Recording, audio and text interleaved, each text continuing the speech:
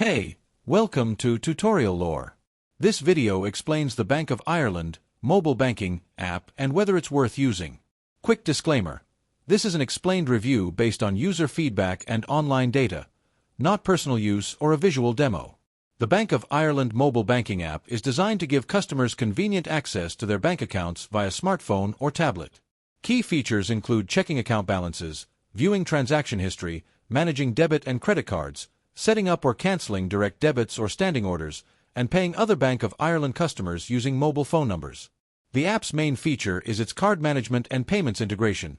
You can manage your cards, export statements up to 7 years, set spend alerts, and handle everyday banking on the go. If you found this video helpful so far, drop a like. Let's talk about how it performs in actual use. Many users appreciate its breadth of functionality. For example, ability to manage cards, set alerts, view long-term statements. However, there are some drawbacks.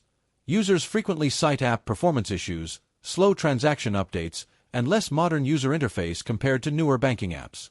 In summary, the Bank of Ireland mobile banking app may be worth using if you are an account holder looking for broad mobile banking access including card control, payments, and transaction monitoring.